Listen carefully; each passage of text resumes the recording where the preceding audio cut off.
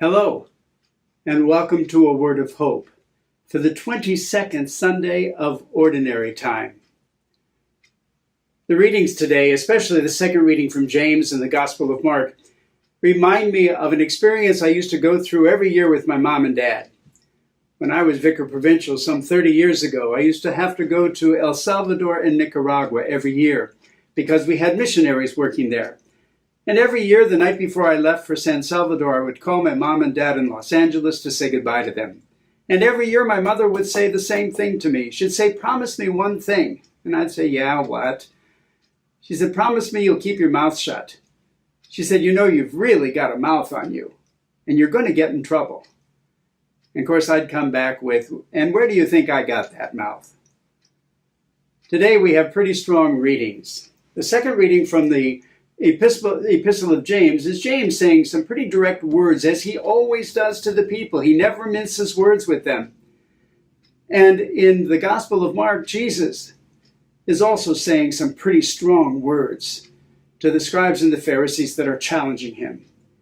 Challenging him because they notice that his disciples are not washing their hands before they eat. They're not going through the prescriptions of the law.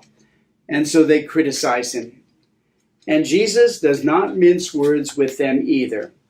Jesus says, Isaiah was right in what he prophesied about you. Quoting Isaiah, he says, "This people honors me with their lips, but their hearts are far from me. In vain do they worship me, teaching as doctrine mere human precepts." And then Jesus says, "You disregard God's commandment, but cling to human tradition." Very, very strong words, aren't they? The Pharisees and the scribes are complaining that the disciples are not keeping the rules, the laws, the traditions of cleaning their cups and kettles and beds and all the other things that they do. And Jesus has to say to them, "You disregard God, but cling to mere human tradition." The teaching being, rules mean nothing if we don't live the truth of God, which is love, mercy, compassion, and forgiveness. You know that. James, in the second reading, says the same thing. At the very end of his reading, he says, "Be doers of the word, not hearers only, deluding yourselves. Religion that is pure and undefiled before God and the Father is this, to care for orphans and widows in their affliction, and to keep oneself unstained by the world." My friends, let us hear these readings today. Let us hear the quotes from both Jesus and from James. And let us be doers of the word. Let's not just go through the motions. God doesn't need religion's motions.